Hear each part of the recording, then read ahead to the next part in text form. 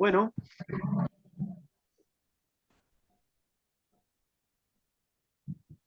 muy buenas tardes. Muy buenas tardes para todos. Sean todos bienvenidos a este seminario organizado por la Asociación de Filosofía Cristiana del Paraguay.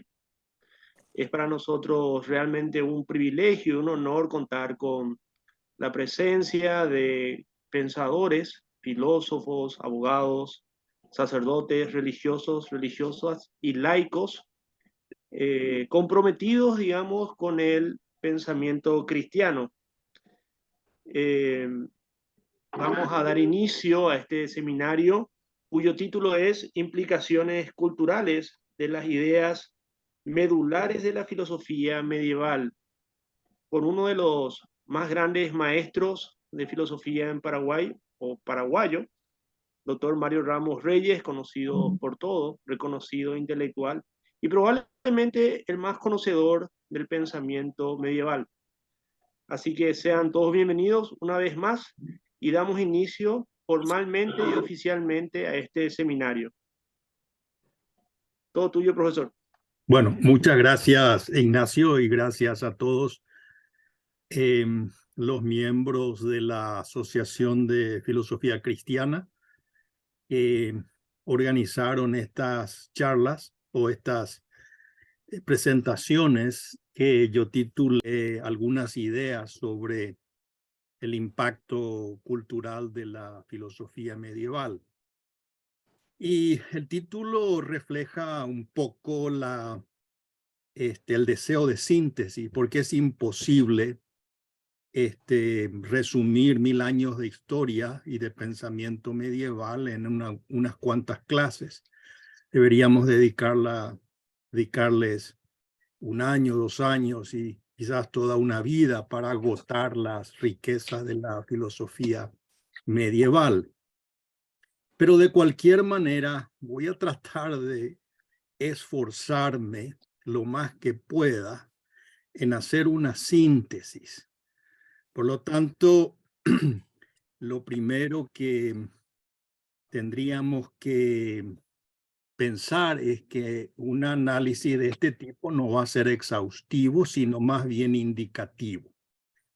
Pero antes de comenzar, yo voy a rezar una oración pidiendo la intercesión de Santo Tomás de Aquino, que es el patrón de las universidades católicas, de los colegios católicos en general. Y tengo aquí enfrente esa oración que yo siempre rezo cuando voy a estudiar, y la tengo en inglés, pero voy a traducirla. Y yo creo que podemos encomendarnos en estas pequeñas clases para que Él o su intercesión nos ilumine. En el nombre del Padre, del Hijo, del Espíritu Santo. Amén. Danos, Dios misericordioso, aquello que yo deseo más ardientemente, que lo examine prudentemente y reconozca su verdad, y logre de manera perfecta darte el placer de mi propia entrega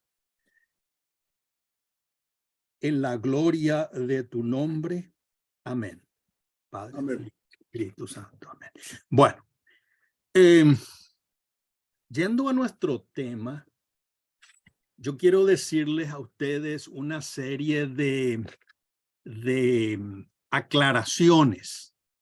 En primer lugar, quiero enfatizar. ¿Me están escuchando? Perfectamente. ¿Me escuchan bien? Lo primero que les quiero decir es que yo no voy a ser un profesor aquí. Yo voy a tratar de ser una suerte de guía de turista. Es decir, alguien que les va a guiar en los diversos momentos, los diversos lugares, las formas de pensar de una serie de personas, de filósofos, de teólogos, que han conformado eso que los historiadores de la filosofía y los historiadores en general de la Edad Media han llamado, entre comillas, Edad Media. Noten siempre que el término es un término no acabado, como si esa edad necesitara de otra edad para llegar a su cumplimiento. Es media en cuanto existe otra que aparentemente va a culminar. Esa idea, yo creo que Piper toca ese tema.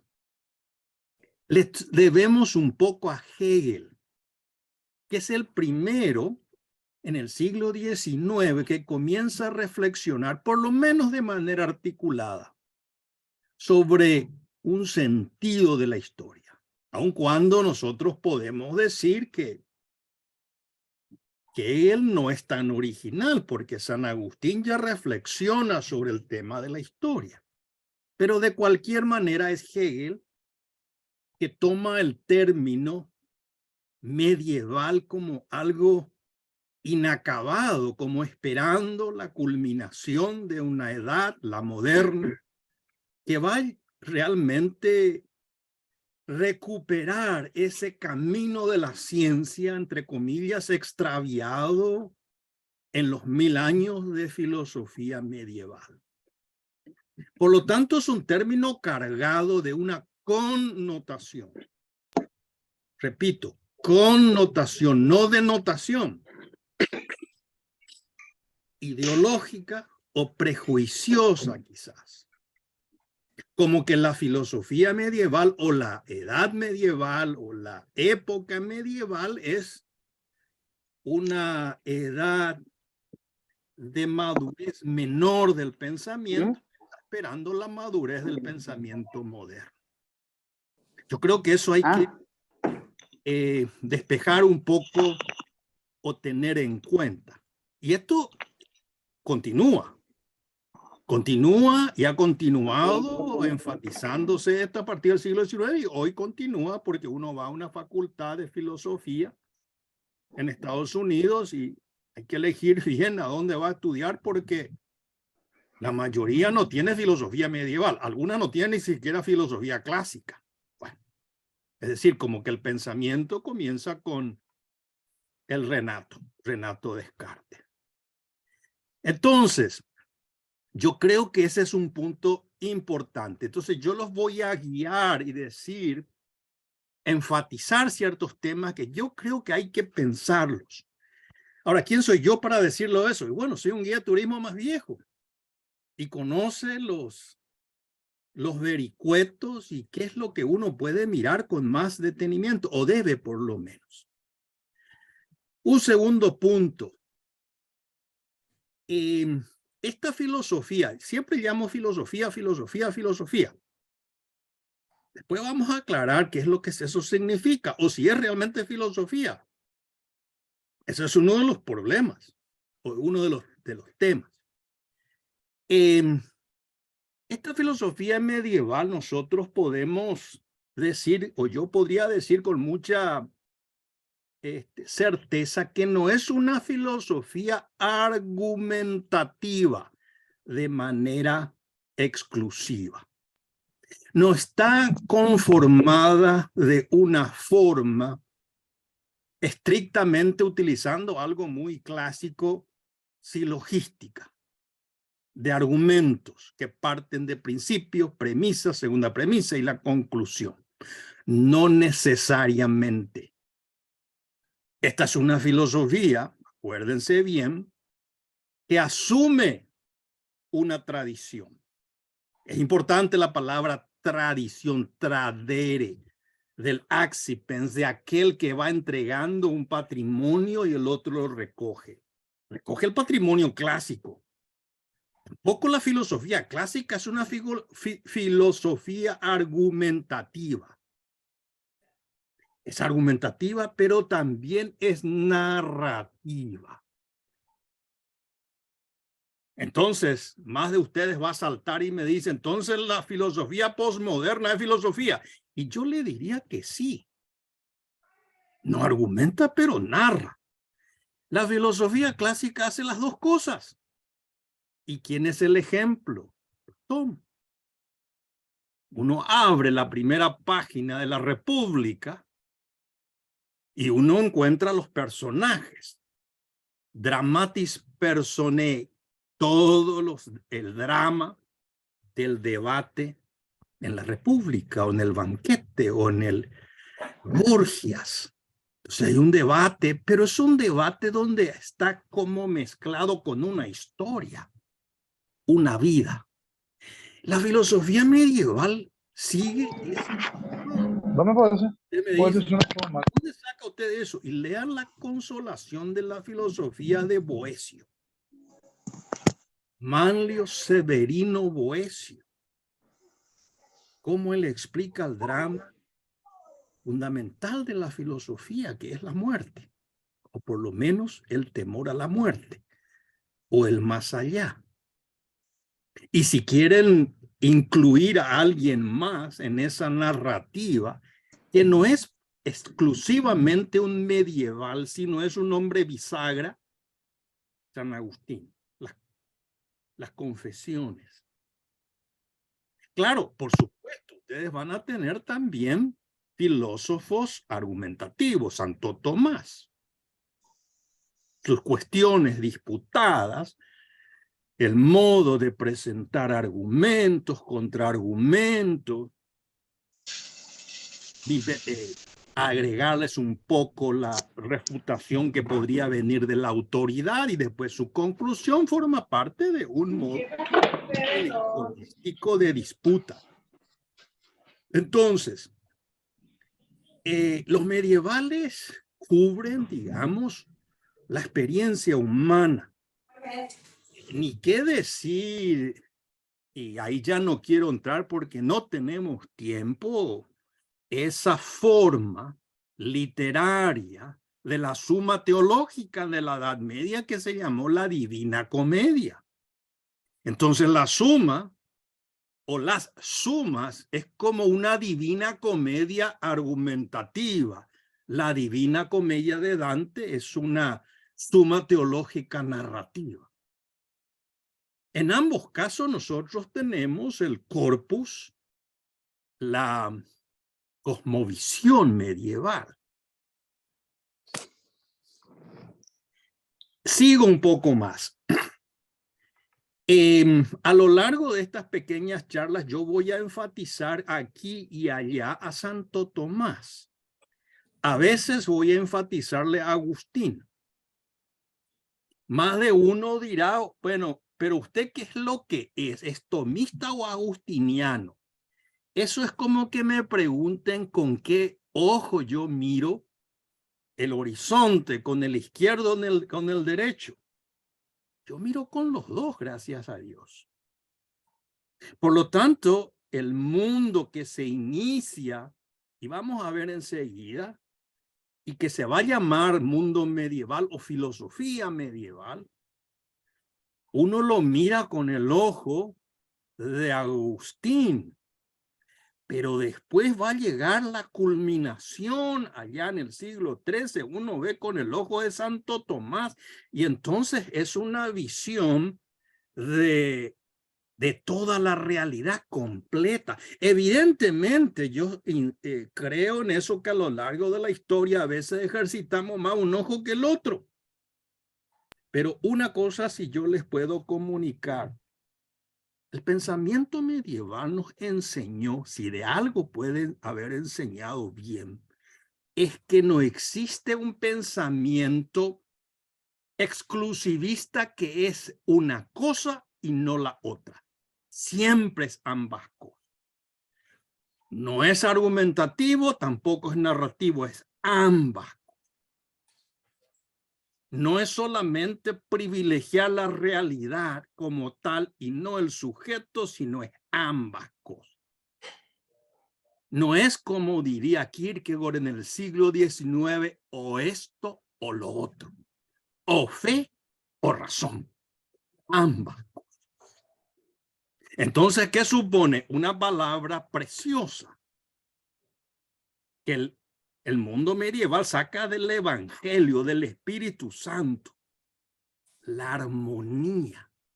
¿La armonía en qué? En los conflictos. No desaparecen los conflictos en esa disputa o discusión que tenemos los seres humanos sobre ciertas búsquedas que tenemos, pero hay una armonía y esa armonía es la que nos ilumina el Espíritu Santo. Y entonces la palabra armonía es un poco el esfuerzo de la Edad Media.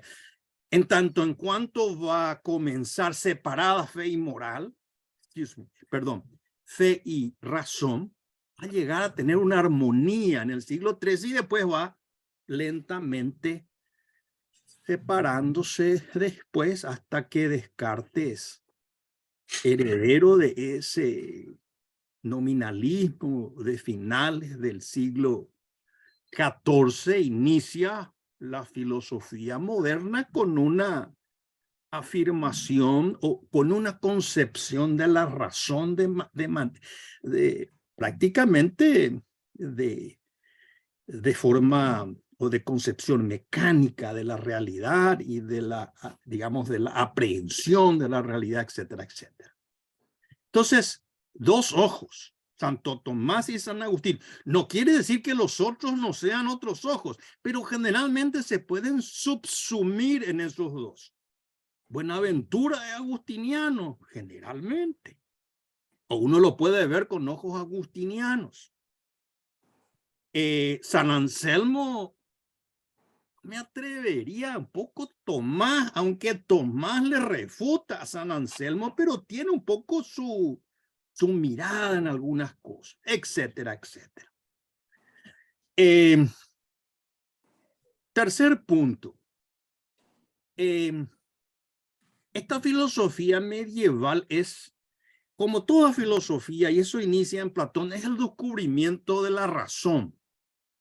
No es una empresa, digamos, utilizando esa palabra irracional. Ese es discúlpeme que sea un poco no filosófico, esa es una tontería de mucha gente.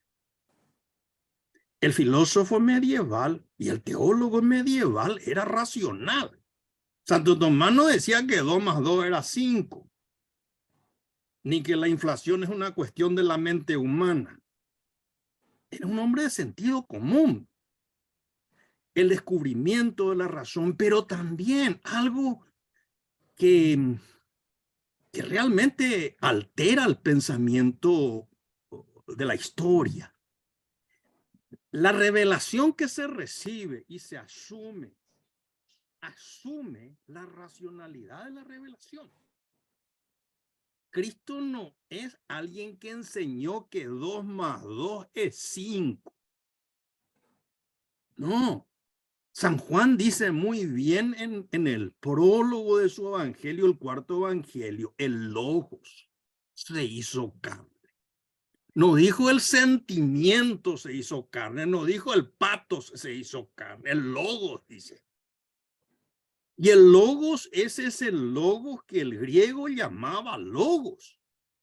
No hay otro logos. Logos es una forma humana, digamos, racional como expresión de lo que el hombre es y de su capacidad de ser un ser humano, de comprender la realidad. Por lo tanto, no tiene una lectura, por lo menos de sentido común, y utilizo ya una palabra más tardía. No supone una lectura fideísta de la escritura, sino es una lectura desde el logos. Entonces hay que armonizar este logos que es revelado con este logos que venía del patrimonio del mundo antiguo.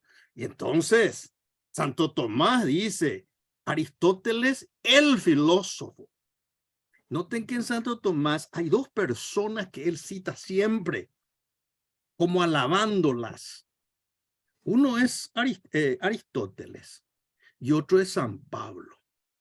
A San Pablo le llama el apóstol, el apóstol, el apóstol. Le da una enorme autoridad. Bueno, entonces yo creo que eso es importante. Estamos en una filosofía del logos. Siempre. Los cristianos por eso no creemos que el cuadrado es triángulo y que no hacemos ciencia. Todo eso es una serie de tonterías. Tonterías que se inician en la modernidad, poco a poco. Se llena de prejuicios, es una historia más larga y no vale ni la pena. Es un poco un anecdotario. Un punto último y me abogo ya al tema. Esto es un prolegómeno, pero que no nos lleve tan lejos. Segundo, el último. La filosofía medieval siempre una filosofía comunional. Nace y va a madurar en comunidades. Comunidades inspiradas por el hecho religioso. Es decir, no es tanto una labor individual como va a ser la modernidad. Descartes, que reflexiona desde su propia pieza, donde tiene su estufa, y lo mismo ocurre con Locke, y bueno, y Kant, ni qué decir, es solitario, solterón, etcétera. Siempre una filosofía individual. Quizás por otras razones históricas que sean razonables, pero la filosofía medieval es una comunitaria. No quiere decir comunitaria, no quiere decir que salga de ese grupo, sino el grupo genera una vida desde donde el filósofo o el teólogo se va a nutrir de la savia, de la gracia y va a reflexionar. Eso no es original tampoco. Original sí es la fe, la gracia, etc.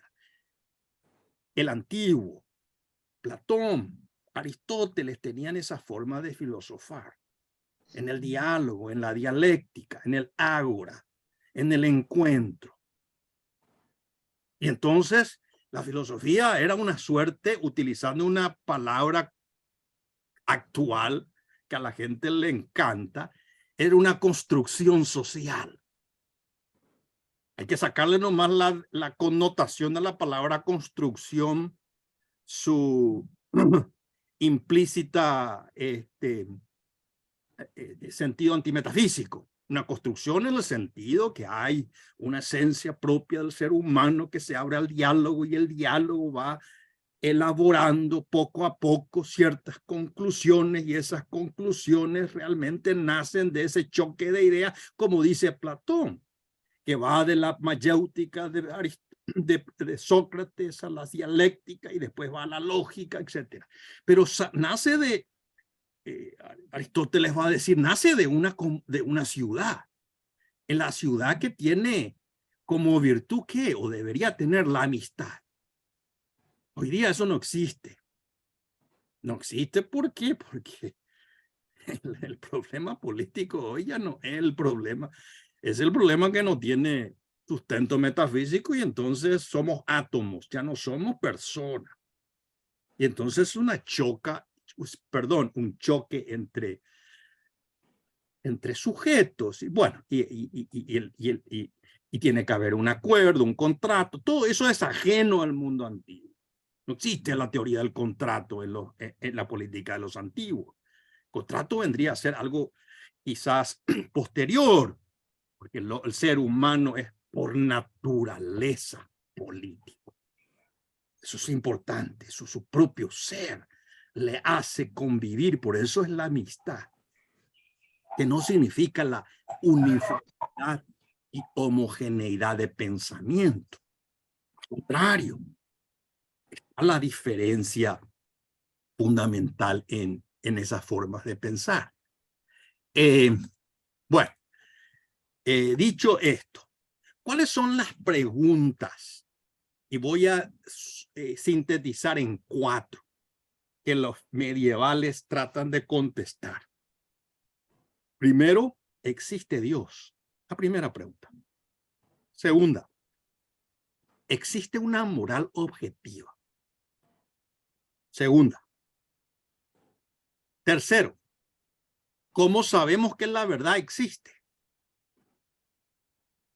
Ustedes pueden decir, bueno, el doctor Ramos sacó esto de Kant. Famoso, aquello de Kant hacia el 1791, sus famosos 4 preguntas. Y yo les contesto, Kant sacó de la filosofía medieval. Al revés. No es que yo lo diga. Piper lo dice de manera indirecta. En su libro,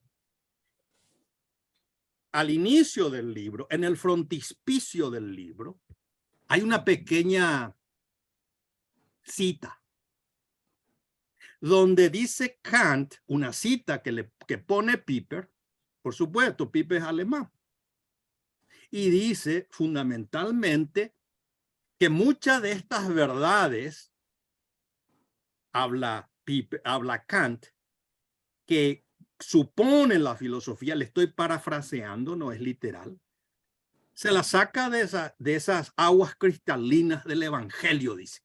Miren que Kant tiene reputación de fideísta, pero dice, la verdad de la filosofía la sacamos del Evangelio, dice. Hay que matizar eso. Eso me enseñaron mis profesores en Estados Unidos muchas veces. No hay que exagerar en esa cita. ¿Por qué no hay que exagerar? Porque hay que saber de quién viene la cita. La cita es una carta privada de Kant. Por lo tanto, hay que darle demasiado. Pero hay que tener en cuenta. ¿Qué quiere decir eso? Que Kant le escribió a alguien lo que él estaba sintiendo en ese momento. Después se pudo haber contradecido en algunas horas posiblemente, pero simplemente para que vean que el filósofo es un ser complejo, no es tan sencillo 2 más 2 es 4 y siempre uno sigue una línea. Entonces, existe Dios, existe una moral objetiva. ¿Cómo sabemos que la verdad existe? Podríamos decir, bueno, hago metafísica, existe Dios, moral objetiva, hago moral, sabemos la verdad existe, hago noceología o epistemología. Y la cuarta pregunta es, ¿en qué consiste una educación? Es importante. ¿Qué es una educación? Para el medieval, ¿qué es una educación en las artes liberales? Eso es fundamental, el trivium y el quadrivium. Sin eso no hay un sujeto que piensa. Sin educación, no. ¿Qué es lo que va a pensar? Decir tontería. ¿Por qué? Porque supone un conocimiento especulativo y un conocimiento práctico, y eso supone una disciplina, una disposición, y entonces hay ciertas ciencias que tienen una, digamos, una influencia plástica en la persona. Entonces hay que enfatizar en la educación. No en la educación que quiere la gente en este momento porque hay que vender, qué sé yo. Hay que hacer comercio o tecnología y entonces la educación va dictada sociológicamente. No. Medieval dice, no, que la sociología, bueno, no, ni siquiera se planteaba el problema. El problema es el ser humano. Y si es el ser humano, entonces supone una educación que vaya a hacer florecer las potencialidades del ser humano. Bueno, tenemos las artes liberales. Liberales no en el sentido liberal ideológico del siglo XVI, XVII o hasta hoy. Liberal en el sentido de que hace al ser humano libre. Es decir, descondicionados de qué? De ciertos prejuicios que viven la verdad. ¿Viene de dónde eso? Viene del Evangelio. El Evangelio, que es la verdad, Cristo. Aletheia. Aletheia es la verdad. ¿Qué es para los griegos la verdad? Aletheia también. Entonces tenemos que hay una unidad en esa, utilizaré una palabra de nuevo, en esa racionalidad sapiencial clásico medieval. Eso se va a romper, por supuesto. Se rompen al inicio, por lo menos, de en grandes lineamientos con la modernidad. Bueno, entonces son las 4 preguntas fundamentales que vamos a ir tocando, no en cada filósofo, pero para que tengan en cuenta que a veces tocamos una, a veces tocamos otras, etcétera, y no podemos agotar, lastimosamente. Bueno, sigo eso. Los puntos que las implicaciones de estas ideas suponen en nuestro tiempo, yo creo que hay que dividirlas en 6 puntos. Voy a ser rápido, lastimosamente es demasiado denso todo el tema, pero lo que hay que distinguir, como siempre enfatizaba Maritain, distinguir, no separar, pero distinguir. Eso saca de Santo Tomás, ¿verdad? Hay que distinguir entre filosofía y religión, filosofía y cristianismo, filosofía y patrística, filosofía y escolástica. Allá tienen un menú para por lo menos 2 años. Filosofía y religión, filosofía y cristianismo, filosofía y la patrística y filosofía y la escolástica. Yo aquí digo, bueno, vamos a hablar solamente de la escolástica, pero no se puede hablar de la escolástica sin hablar de las otras 3, porque la escolástica supone la religión, el cristianismo, pero no solamente la religión cristiana, la religión judía, la religión musulmana, que son un poco los mediadores para que Santo Tomás reflexione sobre Aristóteles, los griegos. Bueno, la patrística, y ahí tenemos un poco, al gran San Agustín, que es el gran filósofo de la patrística latina, sin desmerecer la otra patrística, la patrística oriental. Bueno, y la escolástica, la gran filosofía, ya adelanto, de las escuelas de la Edad Media. Bueno, y luego brevemente cuáles son las características de esta escolástica y sus grandes temas. Entonces, esta es la primera parte que voy a tratar de darles algunos, digamos, brochazos, si quieren decir así. Bueno, para que ustedes vean, no sé si me va a, voy a ponerle un, ¿cómo se llama? Un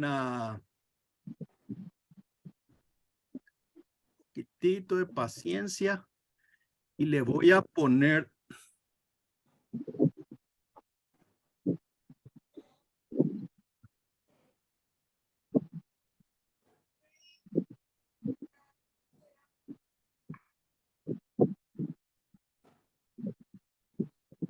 ahí. Pueden ver eso, ¿verdad? Perfectamente. Profesor, perfecto.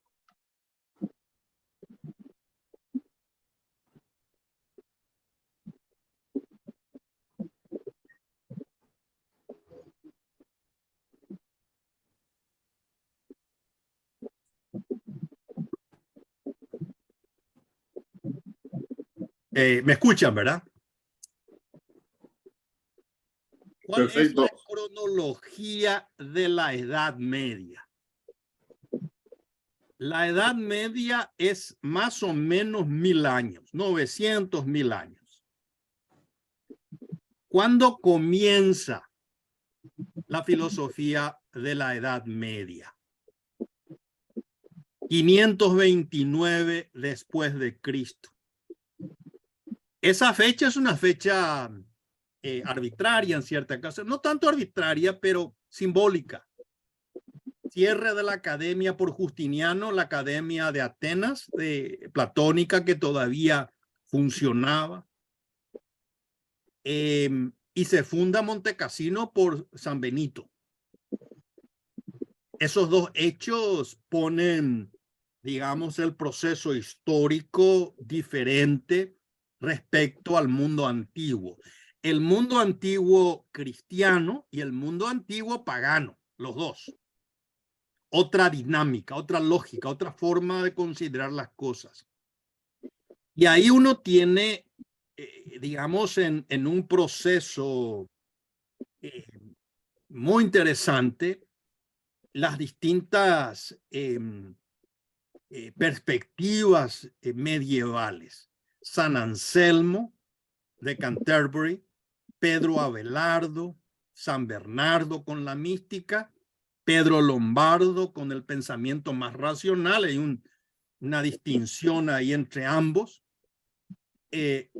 La época de la plenitud, el apogeo, Buenaventura, Tomás y Alberto Magno. Santo Tomás de Aquino, el gran sintetizador, Buenaventura, que comienza con toda una forma realista de plantear el tema del conocimiento, y Alberto Magno, lo que podríamos llamar un científico, un científico que confiaba en el dato empírico dentro de las limitaciones propias de un tiempo medieval. Y luego ya en la declinación en el sentido de que la desconfianza entre la unidad de fe y razón se va resquebrajando, y tenemos a los ingleses Bacon, Scotto y Occam. 1347, el fallecimiento de Guillermo de Occam, y luego René Descartes 200 años después. El discurso del método se publica en el 37, 1500, él fallece después. Bueno, entonces, esa es digamos, la cronología, para que tengan en cuenta el alcance que tiene este pensamiento. Claro, ustedes me dirán, entonces, esta es una reducción cronológica temporal del medievalismo, digamos, y yo le diría que sí. No quiere decir esto que esa forma de pensar medieval, o por lo menos de filosofías durante el medievo, no hayan sobrevivido y resurgido en oleadas dentro del pensamiento de Occidente. Por supuesto, por eso estamos aquí. La segunda escolástica va a tener lugar en España hacia el 1500, generalmente a través o impulsadas, o eso es una discusión, por el Concilio de Trento. Va a haber otra oleada hacia la fines del siglo XIX, impulsadas por aquel Papa Pecci, León XIII, que estimula el pensamiento de Santo Tomás con su famosa Eterni Patris. Luego va a venir otra corriente hacia los años 30 o 40, donde tenemos a otra generación de escolásticos tomistas, etcétera, o agustinianos, muchos escolásticos, con la generación de Maritain, Garrigou, Lagrange, etcétera, etcétera. Y luego va a venir otra generación en los años 60, y ahí viene un gran debate después del concilio, y hoy posiblemente continúa esas corrientes mientras este mundo continúa. Es decir, en el fondo, la filosofía medieval, cierto que nace y se suscribe a un tiempo histórico, pero deja de ser un tiempo histórico, como dice Gilson. Es un espíritu, un aire de familia. Y como decía un profesor, amigo mío, un colega, ayer estuve hablando, un aire de familia que a veces es una familia disfuncional porque se pelean mucho y hay demasiados debates. O sea que es propio de las disputas medievales. Bueno, un punto más y me aboco ya a filosofía y religión. Cuando yo hablo de filosofía aquí, y todos ustedes ya saben porque no son principiantes en esto.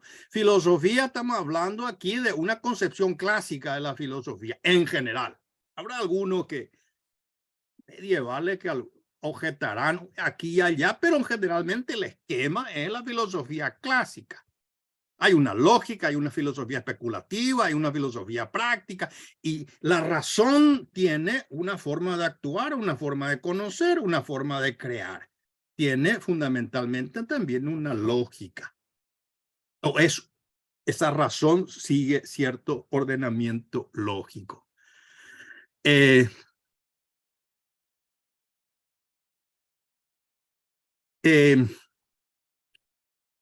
Otro punto.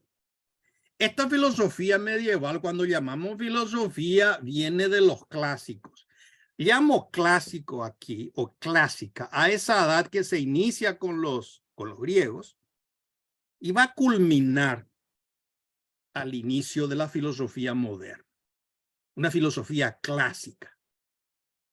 Significa clásica aquí porque tiene la impronta. Si ustedes vieron la pintura de Rafael, la escuela de Atenas, ese gigantesco fresco, donde en el centro está Aristóteles y Platón, y están todos los filósofos de la antigüedad. Esta era la filosofía clásica. No quiere decir que es la filosofía cristiana clásica. Ahí Rafael deja de lado la filosofía medieval. Pero esa filosofía medieval se nutre de esa filosofía clásica, donde esa filosofía refinada tiene muchos mejoramientos, si se quiere utilizar esa palabra en el sentido de cierta claridad. Y es una filosofía realista, parte de lo que las cosas son. Hay confianza en que la razón humana puede conocer la esencia de las cosas.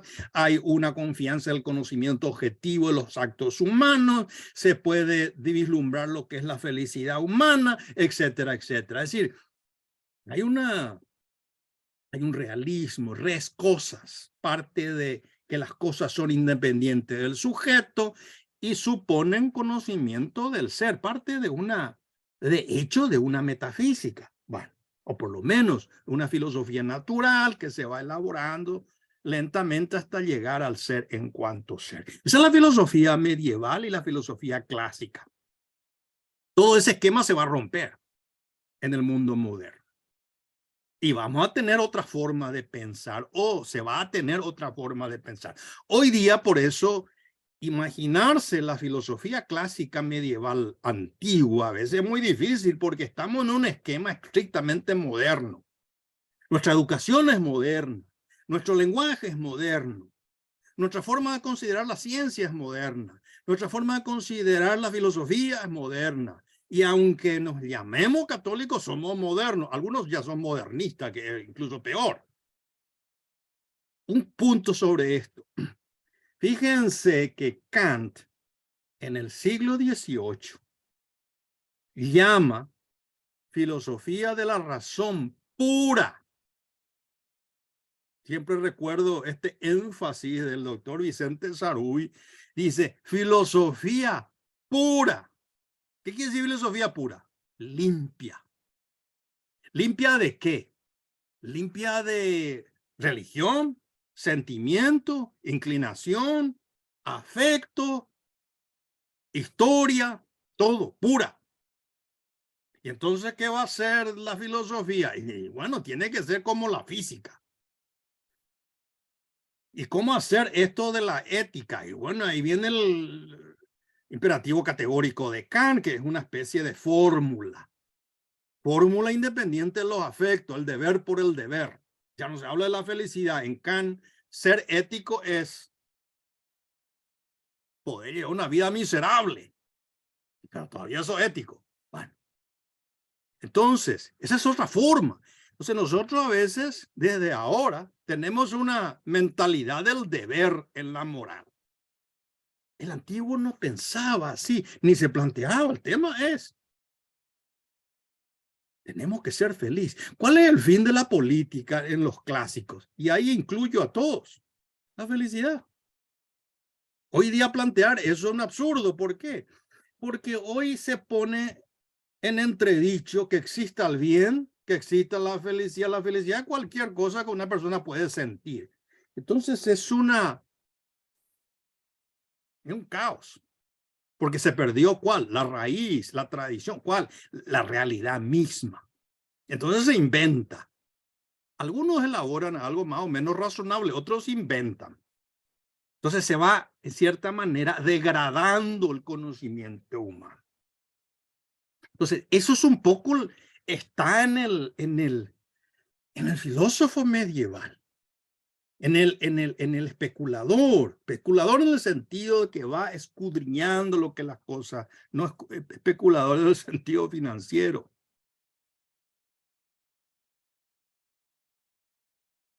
Religión. ¿Cómo se puede entender la palabra religión? Yo elegí esta definición que viene de Mortimer Adler. Mortimer Adler tiene una enorme autoridad. Es un aristotélico, era, que al final de su vida se convierte, era un judío, se convierte y muere católico. Dice, la palabra religión refiere, está hablando de una especie de reflexión sobre lo que se puede entender de manera real sobre religión. Conducta, hay formas organizadas, institucionalizadas de conducta y creencia humana. Es importante, es una conducta. Hay una institución, hay una organización. Entonces, comunidades en donde el individuo o miembro de ella o un extraño y los miembros de la comunidad consiste en una comunidad bastante grande. ¿Pueden esta definición de religión aplicarse a cualquier religión que nosotros conocemos? Por supuesto, esa es la idea de Mortimer Adler. Entonces, ¿podemos nosotros aplicar esto a una forma religiosa en la Edad Media? Sí, podemos. Podemos aplicar esto a una forma de la religión pagana en la antigüedad clásica, con la cual uno puede leer muy bien en la República de Platón, pero por supuesto. Y justamente este es el choque que Sócrates va a tener. Hay una religión institucionalizada que existía y a Sócrates le acusan de introducir nuevos dioses a esta religión. Sócrates dice, no señores, no es cierto esto. Ustedes ya han introducido otros dioses.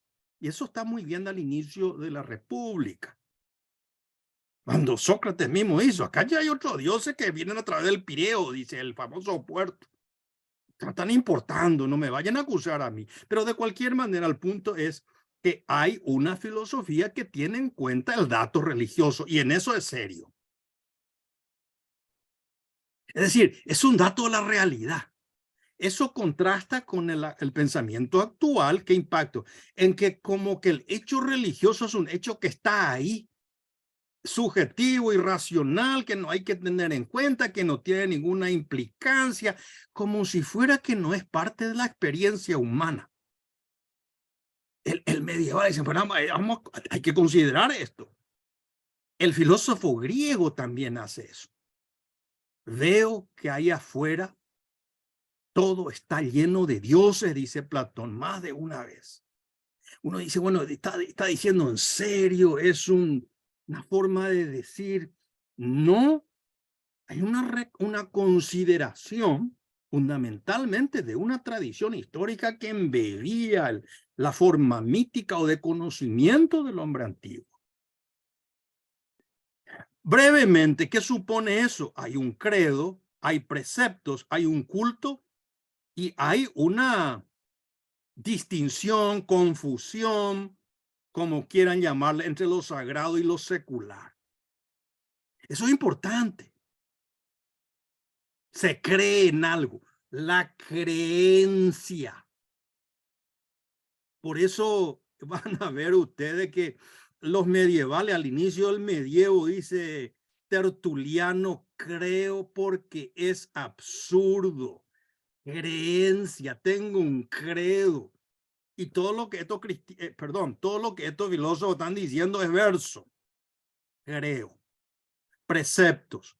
Por supuesto que hay una afirmación de ciertas leyes. Leyes morales, en principio está mezclado, leyes morales, jurídicas, políticas, y ahí no vamos a entrar en esa distinción. Y un culto, por supuesto. Estos están en los antiguos y van a estar en los medievales. Y después todo el tema de lo sagrado y lo secular, que va a ser el motivo de la reflexión de la historia desde San Agustín hasta nuestro tiempo. Último punto. ¿Qué diferencia habría en esta distinción entre un saber y otro? Prácticamente muy poco. Lo que complica más el problema. No sé si es problema. Lo que hace más difícil muchas veces comprender, no comprender, sino comprender, ver un poco cómo se va relacionando esta armonía. No es tanto como dice, como diría Kant, razón pura, limpia. No, esa razón no es tan limpia.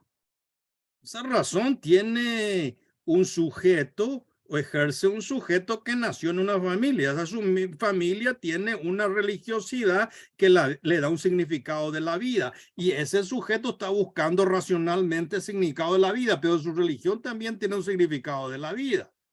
Entonces, ¿cómo armonizar ambas? La razón trata de entender la realidad, la razón pura, como diría Kant, pero bueno, pero esa religión revelada también está iluminando la realidad, lo que las cosas son.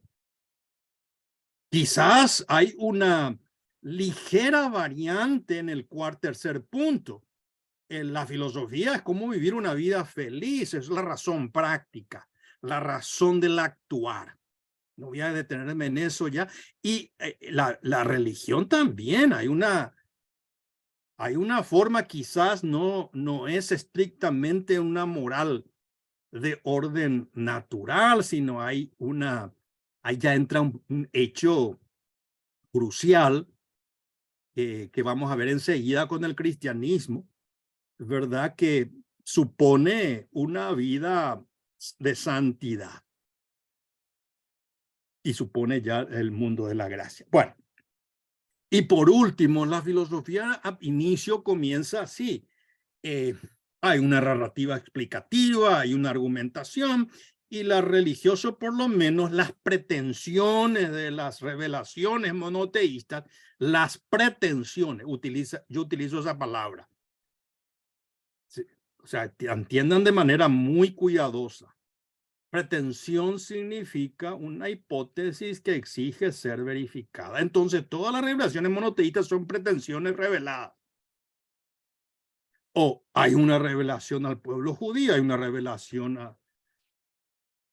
al pueblo musulmán, hay una revelación al pueblo judío-cristianos, etcétera. Y habría que ver cuál de ellas realmente se verifica y conforme a la verdad. Pero es una pretensión, es una, como decimos en inglés, una claim. Y entonces, vemos que aquí hay sí, se puede distinguir, pero hay como que hay una amalgama. Y que por lo tanto hay que lidiar con esas realidades. Un último punto. Se fijan que en la Edad Media, el principio también del inicio de la edad antigua cristiana, lo que el filósofo o el pensador se cuidaba es de no contaminar la fe. La fe era la que tenía que ser pura. No como Kant dice la razón, la fe. Y en la manera en que la fe no era contaminada, era en tanto en cuanto esa razón armonizaba con la fe.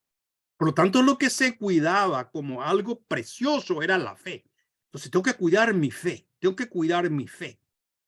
No es tengo que cuidar mi razón. Hoy día es totalmente la inversa. Cualquier cosa que uno entre en conversación con una persona que no comparte la verdad del hecho cristiano, dice, no vengas a traer tu religión. Como si fuera que la razón humana tiene una suerte de privilegios especiales por ser tal. Pero ¿por qué no la fe? Bueno, eso tiene evidentemente todo un proceso histórico, pero para que vean un poco cómo el hecho, estoy repitiendo una palabra, digo, el hecho religioso y la religión tienen, y la filosofía hay una suerte de unidad. Unidad, pero con distinción. Bueno, y culmino con esto. ¿Qué es la filosofía entonces? Es lo mismo que la religión. Yo utilizo esto.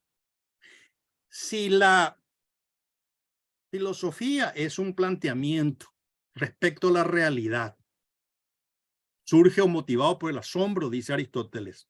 Todos los seres humanos, todos los hombres desean el saber, principio del primer libro de la metafísica. El sentido, el hecho religioso también es eso. Uno puede leer cualquier tipo de pretensión de religión revelada. En todo está un deseo de respuesta de las grandes preguntas, en todos ellos. Claro, va a variar ¿qué? La respuesta.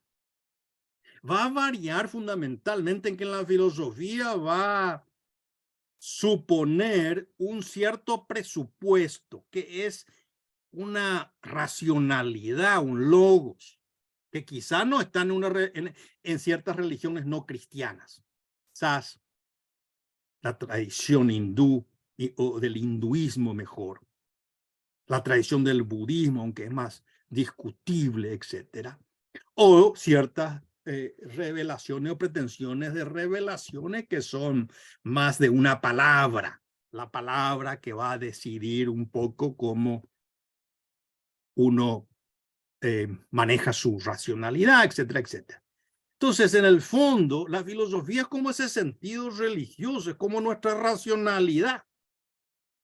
Entonces, ¿cómo vamos a armonizar eso? Porque hay algo en ese sentido religioso que afirma conocer ciertas cosas que esa filosofía parece que no puede conocer. Y ahí va a venir Santo Tomás en nuestra ayuda y va a decir, bueno, entonces hay verdades de fe y hay preámbulo de esas verdades de fe.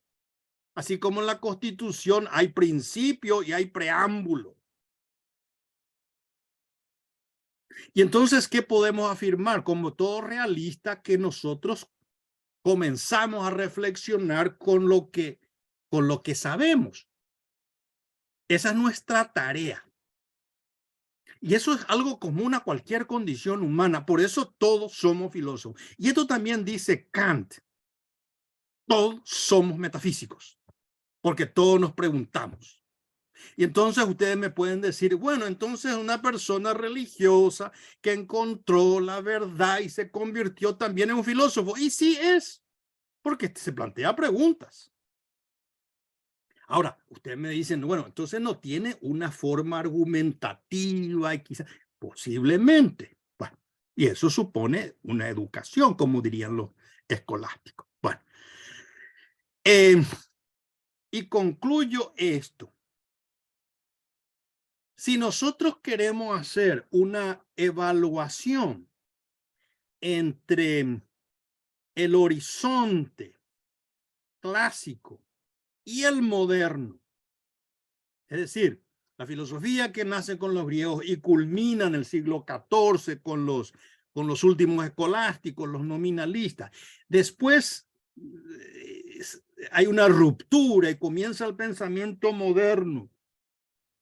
En ambos, voy a utilizar una palabra que a mí no me gusta mucho, pero la gente usa.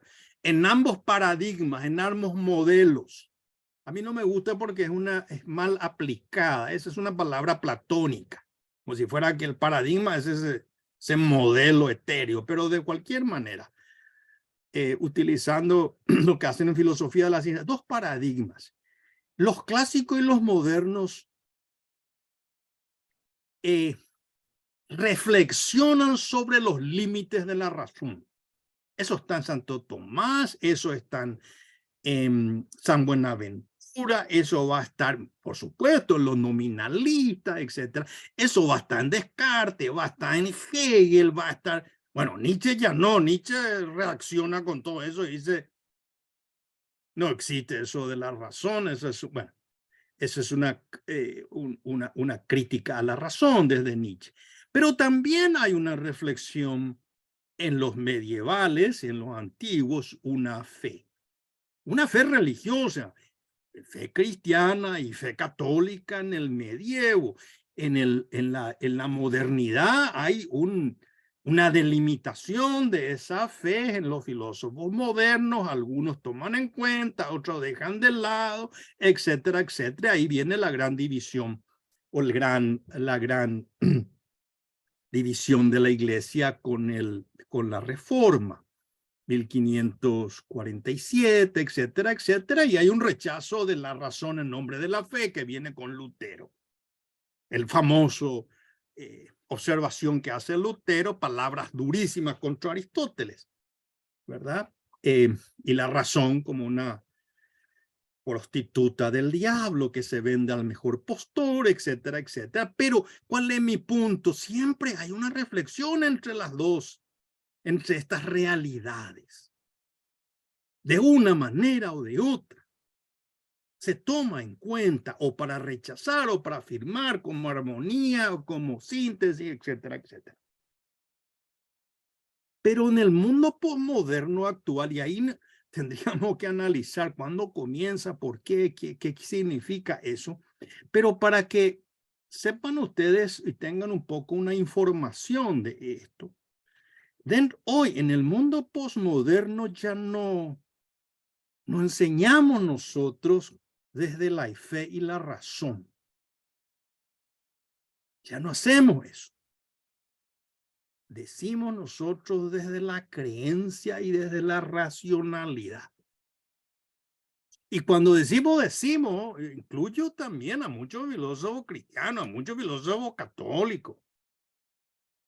Bueno, ustedes dicen, bueno, pues ¿por qué dicen eso? Por un contexto cultural donde lo que se puede afirmar es que los seres humanos tenemos creencias. ¿Qué tipo de creencias? Muchos tipos de creencias. La creencia de que el Estado constitucional moderno está formado de 3 poderes es una creencia. Creencia significa que estos principios que yo enuncié, en este caso políticos, requieren una explicación, una justificación. Si yo digo, mi creencia es que Dios es uno y trino, ¿puedo tener esa creencia? Por supuesto, es legítima, pero tenés que justificar por qué afirmas esa creencia. Si yo digo que el alma humana es inmortal, es una creencia o es una pretensión y tengo que dar una justificación de esa creencia. ¿Cómo se llama esa justificación? Racionalidad. Por lo tanto, si yo digo Dios existe, es una creencia. ¿Es mi creencia racional? Sí es, pero tenés que explicarme qué significa esa racionalidad. Y tenés que avanzar algún tipo de explicación.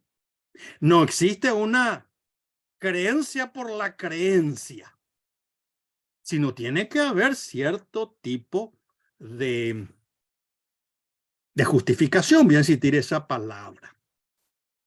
¿Y esto de dónde sale en el mundo posmo? Bueno, es una serie de factores que han llevado a esto y que han puesto en el tapete un principio de igualdad. Es decir, todas las religiones, las no religiones, la ideología, todos tienen pretensiones, todos tienen creencias. Lo que se debe hacer hoy es dar justificación de esa creencia. Y para eso también uno tiene que dar justificación de cuál es realmente de esa creencia, de ese mundo medieval, cuál es la racionalidad que explica mejor. Es decir, ¿qué lenguaje nosotros utilizamos para explicar las grandes verdades afirmadas por los filósofos medievales? Y si esa racionalidad es entendible, inteligible para el mundo de hoy. Ese es el desafío. Es decir, si yo comienzo de entrada hablando de una razón y de una fe, eso es ininteligible.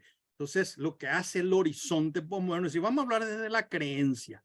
Y la creencia supone una religiosidad, supone una fe, la fe del cristianismo. El cristianismo yo hablo de una patrística. Entonces voy desgranando y voy explicando paso por caso las razones de mi creencia. Es decir, utilizando un poco lo que dice en la carta San Pedro, en su famosa carta, yo doy motivos, una explicación de mi esperanza. Y en ese sentido, el contexto posmoderno, yo lo veo así, no es tan negativo. Bueno, voy a dejar hasta aquí por el momento, y porque ya avanzamos cerca de 1 hora y no quiero avanzar más porque hay demasiados temas y me gustaría, si hay preguntas, cuestionamientos, refutaciones, discrepancias, etcétera, o aclaraciones para ir avanzando más en este tema, porque he dicho o dije demasiadas cosas que quizás requieren más aclaración. No sé si les parece.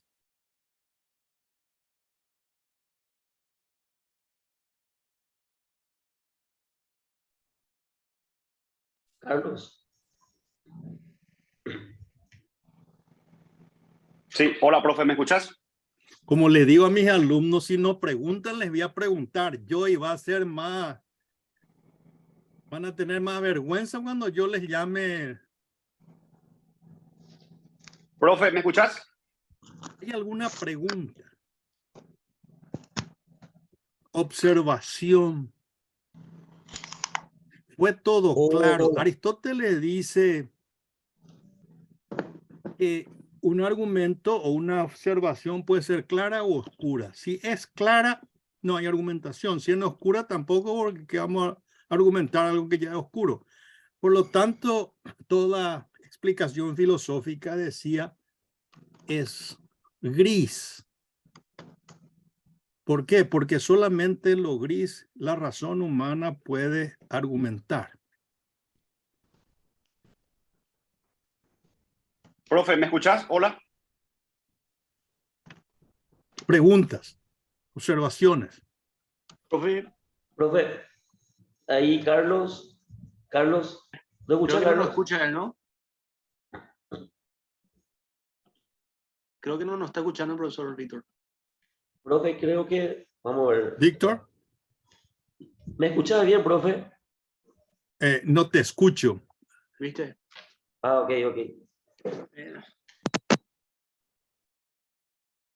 ¿Y ahí, profe, me escuchas? Yo Por creo que no algún nos escucha. motivo no te escucho. Ok, voy a ver un poco algo. Sí. Carlos, ¿puedes escribir tu pregunta? La verdad que quería elaborar un poco. O sea, Sí.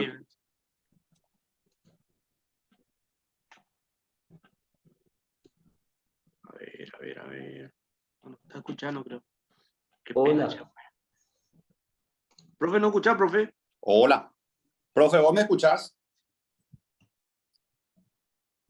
Sí, Víctor, por algún motivo no escucho. Si podrías escribir. Ok, profe. Ah, ahora no me escuchan todavía, ¿verdad? Te escuchamos, pero el profesor lo que no nos Ah, escucha ok. bien. Ok, voy a escribir. O sea que quería darle la palabra a Carlos nomás. No sé si Carlos puede escribir tu pregunta o tu... Ok, sí, voy a tratar de escribir. A ver si la hace con señas, mímica. Ok. ¿Y a mí se me escucha para preguntar algo o no? Yo te escucho. El profe lo que pasa es que no nos escucha. Ya.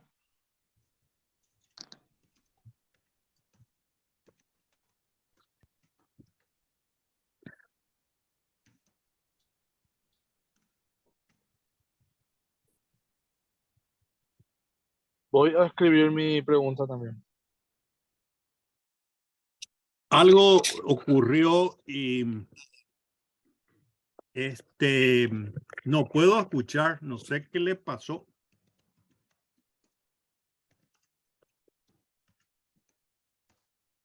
Nosotros te escuchamos, profe. O sea, a ver si escriben sus planteamientos, ¿no? ¿No sería mejor que salga y que vuelva a entrar a la reunión?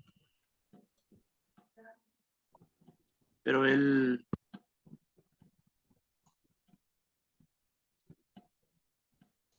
Voy a poner un... Bueno, ahí Carlos le dio una solución, creo. A ver. Puede ser que sea eso.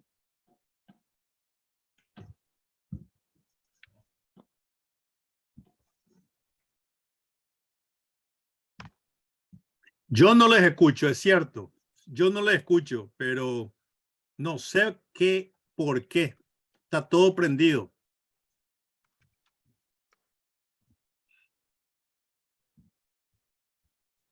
¿Y si las hacemos por WhatsApp, las preguntas, como sugerencia?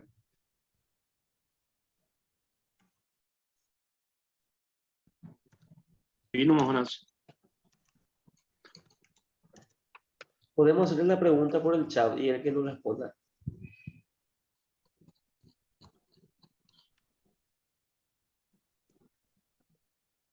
Un poco vertigo.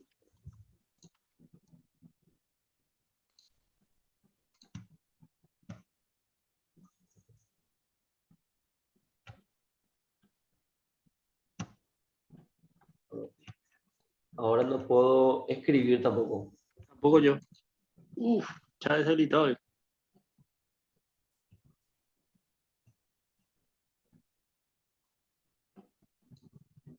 Lo único si hacen la pregunta escribiendo, quizá con eso podemos solucionar. Yo no los escucho por algo. Víctor, decirle que salga y que entre otra vez, ¿verdad? Ok. Porque ya no puedo ni escribir ahora. Qué pena, che.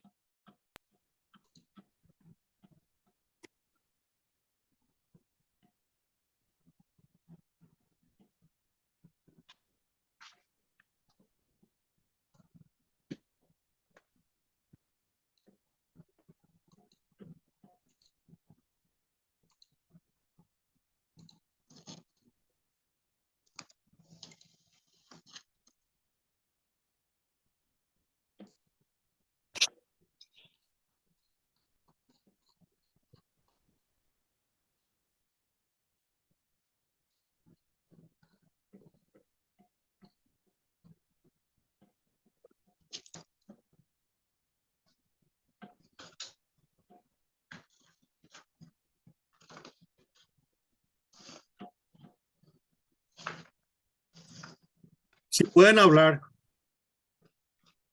Profe, ¿no escuchás? Ahora le escucho. Ah, qué suerte. Pero preguntas. Víctor. Tu micrófono, Víctor. Ahora vos.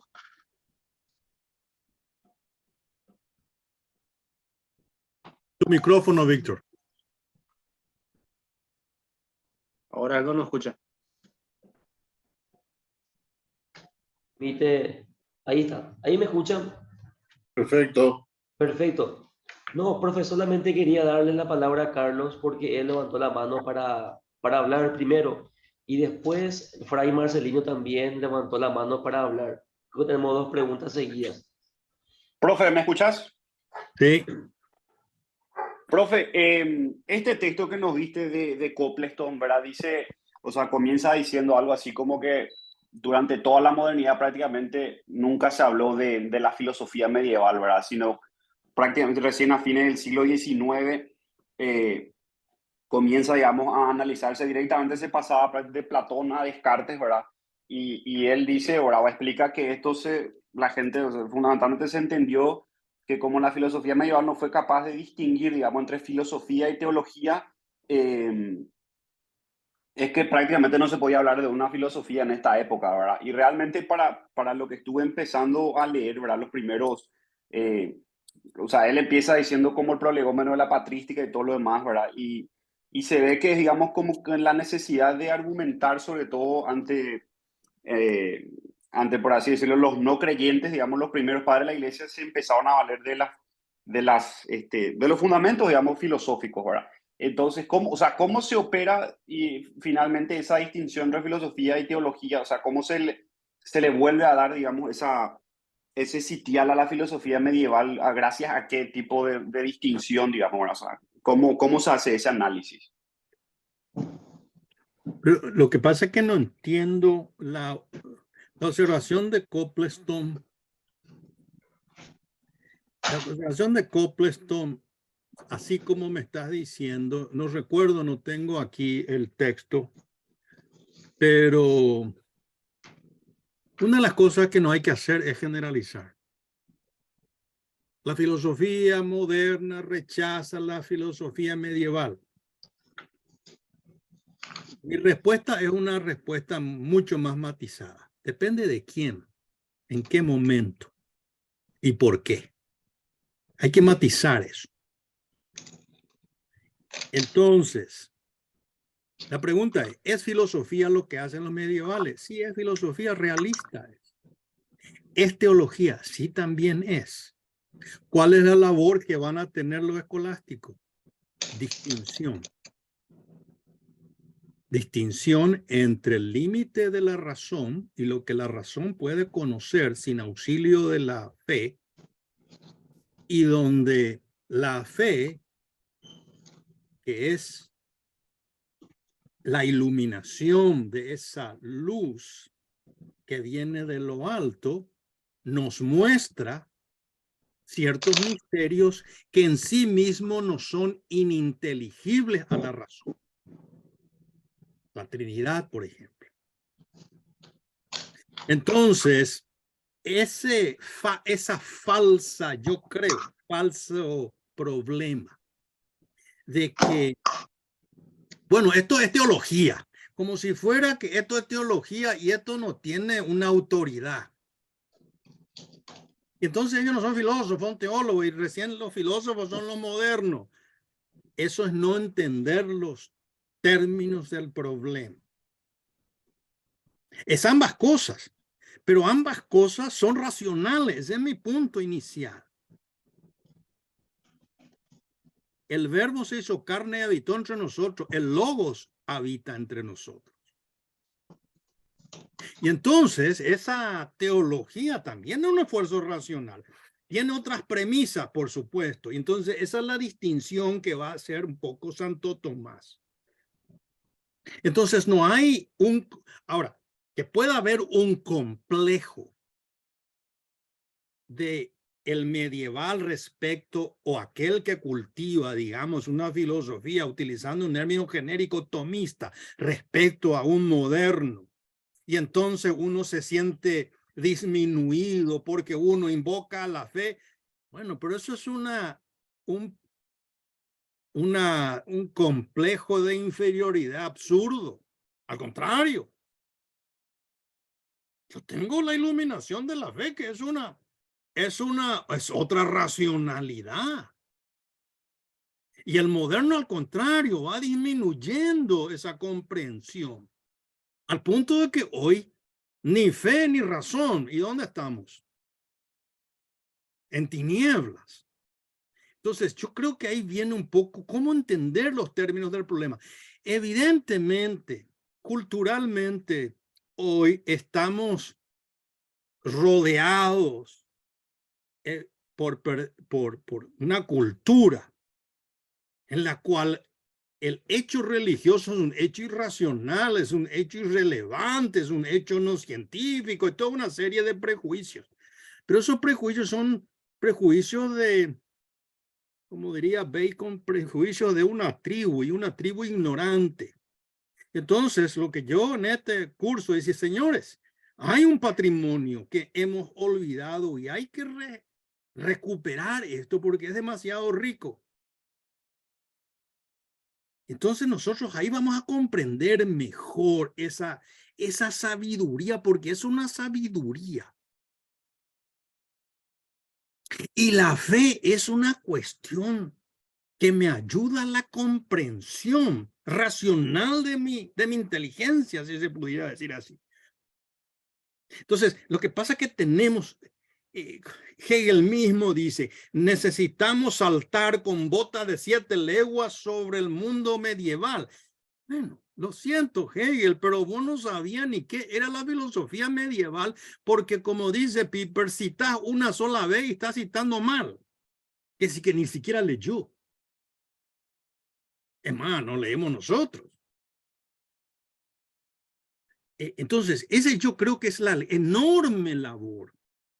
Recuperar ese sentido sapiencial de la racionalidad medieval, que tiene un sentido profundo, no en todos los temas, por supuesto.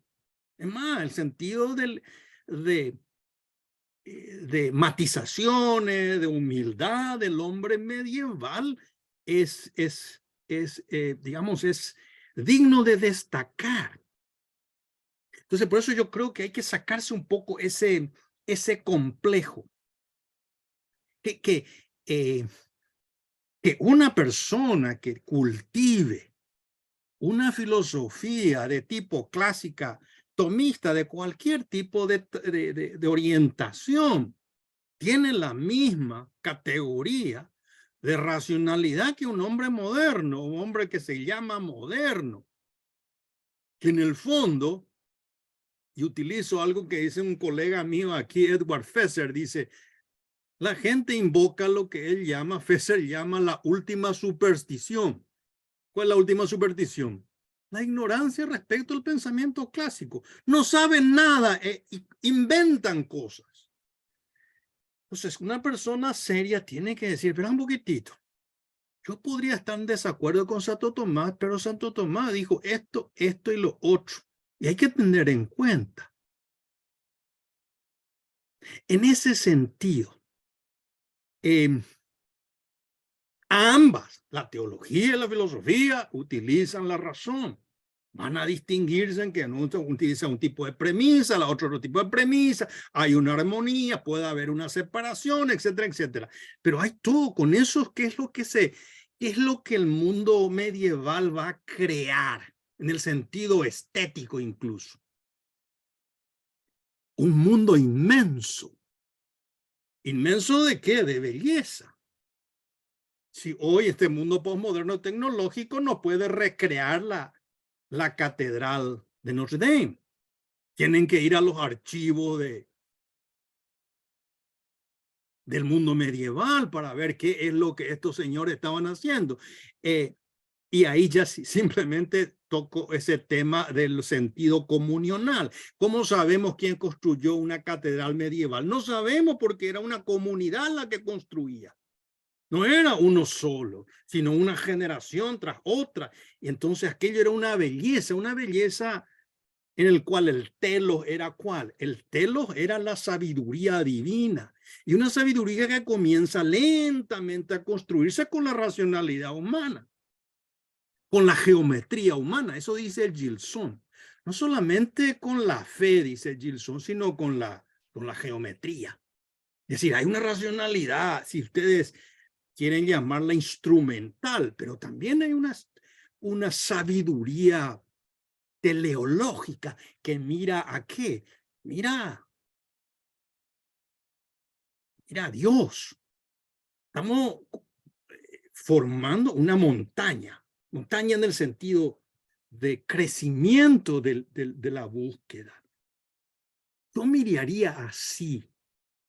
Ahora, todos los filósofos, desde el inicio, desde el comienzo de la antigüedad, se plantean el hecho religioso. Está en Tales, está en Heráclito, está en todos. En Empédocles, en Sócrates, en Platón, en Aristóteles, en todo está. Hasta llegar al siglo XIX, en donde comienza esa reacción que quizás influye tanto en el siglo actual, que es la tesis 11 de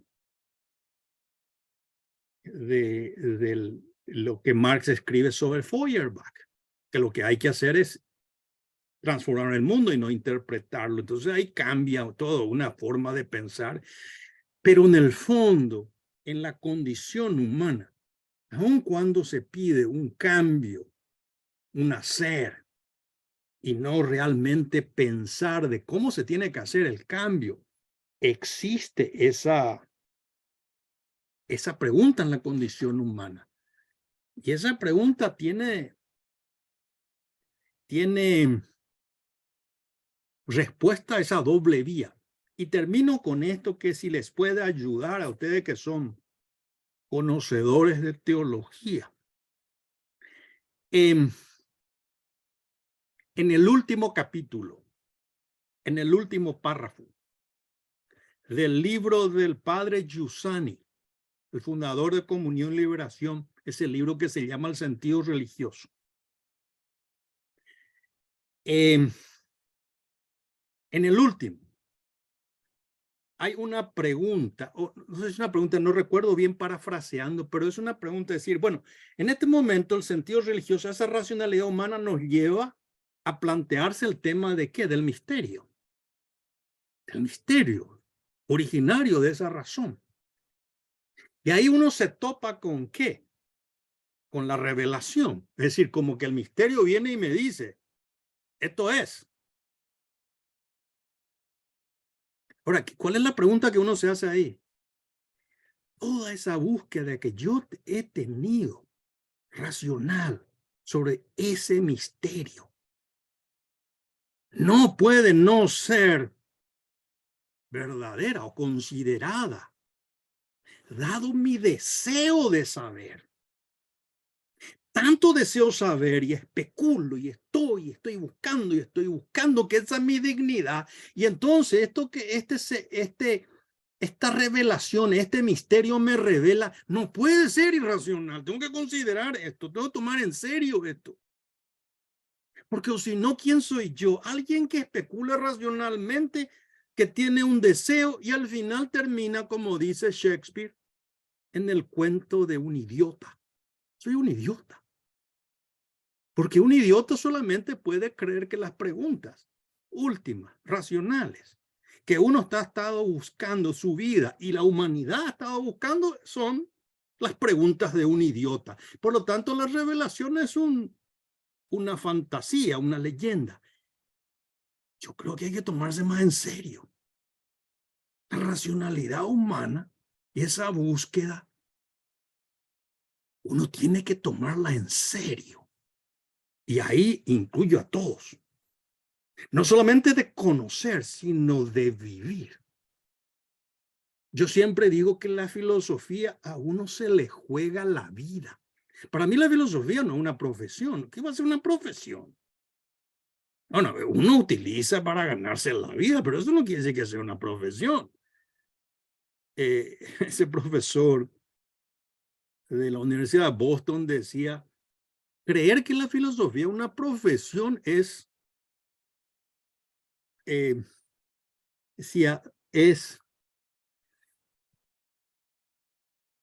ponerse en el lugar de aquellos que eran criticados por Sócrates, decía. ¿A quién criticaba Sócrates? A los sofistas. ¿Y cuál es la pretensión de los sofistas? Bueno, ellos decían que eran filósofos y vendían su conocimiento. por los dracmas, que así se hacían plata. Entonces, ¿qué hace un profesor? Y bueno, y gana dinero enseñando. Y bueno, ¿qué diferencia hay entre un sofista y un profesor actual? La única diferencia, decía este profesor, es que el que maneja decía una palabra muy, no muy, no muy cristiana, el que maneja digamos, el que maneja la conducta de la prostituta, en un lado son los que le pagan y otros la universidad, porque él se está vendiendo al que le paga, porque la profesión no es una profesión de filósofo, el filósofo no. Entonces, ¿qué tiene que hacer el filósofo? Buscar la verdad. No interesa si le pagan, si no le pagan, eso es algo irrelevante. Es la verdad, no tiene que tener condicionamiento. Y eso es los planteamientos de Sócrates. Yo creo que ahí viene un poco una importante.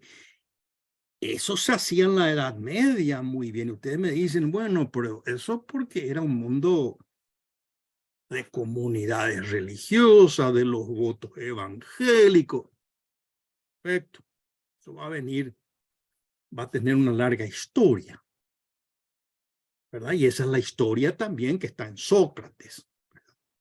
Pero bueno, voy a parar ahí porque o si no, no terminamos.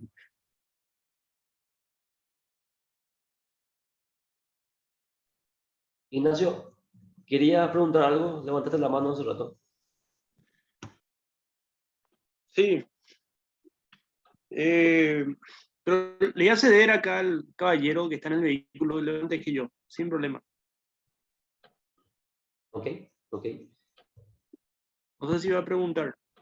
Profe, antes que nada, profe, decinos tu tiempo para poder manejar un poco también eso. Y no sé, 15 minutos más y ya prácticamente 15, 20 minutos más. Ok, profe, ok. Blas, si quieres preguntar, adelante. Sí, muchas gracias. Yo me llamo Blas Silva, está ahí mal anotado el nombre de mi señora del Zoom, Alicia Alarcón. Yo quería consultar esa última parte de la exposición del profesor, los desafíos de hoy, hablar de la creencia, fundamentar, dar razones de mi fe, y se refirió a ese pasaje de San Pablo, la explicación de mi esperanza. Mi consulta va en el sentido, por el lado de que eso es fácil, por decir así, dentro de un ambiente religioso, dentro de un ambiente hasta, podríamos decir, eclesial, pero en un círculo en donde fuera de ese círculo se complica esa explicación y ese dar razones de mi fe, porque con qué lenguaje yo voy a explicar, y por eso este tema es a todos creo que nos apasiona, ¿verdad? Este tema de la fe y la razón. ¿Cómo yo le voy a explicar a un no creyente, a uno que está sumido en el relativismo, en ideologías que dejan por el suelo con sus fundamentos muchas veces que es mucho más fuerte, probablemente por mi falta de formación, hablo en primera persona, ¿verdad? Entonces por ahí va mi interés por estas cuestiones, cómo explicar mi creencia en la revelación, o sea, cómo explicar, inclusive a veces en el mismo ámbito eclesial, de fe, no se preocupan o no me preocupo yo como creyente en buscar explicaciones. Es porque está en la Biblia, es porque es un dogma de fe, es porque así dijo tal santo, ¿verdad? Se presenta como una verdad irrefutable, ¿verdad? Entonces, eh, esa, ese equilibrio también que dijo el profesor en un momento dado, de responder racionalmente lo que creo o en explicar racionalmente mi creencia en la revelación, con qué lenguaje, o sea, eso a veces es dificultoso dentro del plano mismo del ámbito donde todos creemos, ¿verdad? Todos tenemos cierta fe. Pero fuera de eso, que es un espacio mayoritario, ¿cómo hacer, en qué lenguaje hablar, ¿verdad? En el medioevo habrá sido fácil, por esas razones que recién dijo el profesor, ¿verdad? Que toda la comunidad, todo era...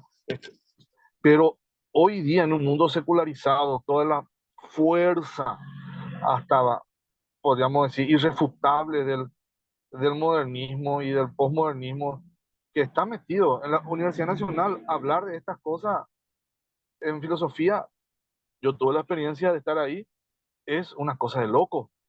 Ahí está minado de marxismo y de relativismo, ¿verdad? Entonces, ese desafío, más que pregunta, es como una inquietud lo que estoy expresando, ¿verdad? ¿Cómo hacer, cómo enfrentar, cómo hacer frente a ese desafío, profesor?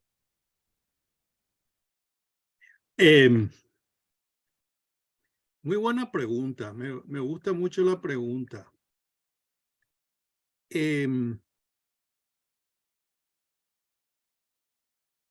Varias cosas. Que no se pueda argumentar es falso. A lo mejor uno tiene miedo de argumentar, que es diferente. La razón de esa gente en la Nacional o en cualquier otra universidad es la misma que la tuya. 2 más 2 es 4. La ley de la gravitación es la misma. El calor dilata los cuerpos. Un árbol es un árbol. Es decir, el logo ese es el mismo.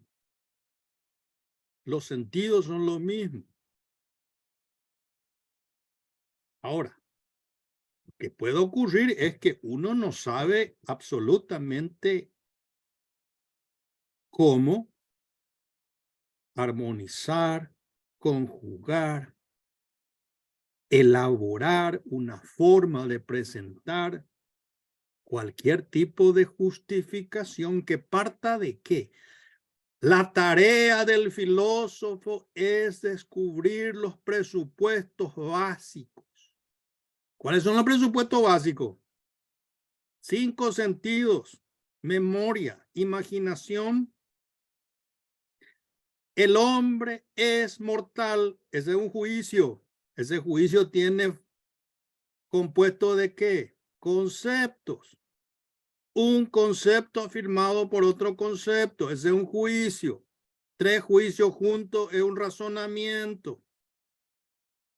Ahora, si nosotros ignoramos lo básico, no le vayan a culpar a la Universidad Nacional. Tenemos que culpar nosotros mismos que no cultivamos absolutamente nada más allá que leemos Facebook.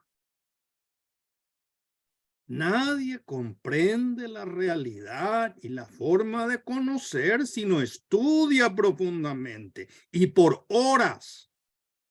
Horas, no digo 10 minutos.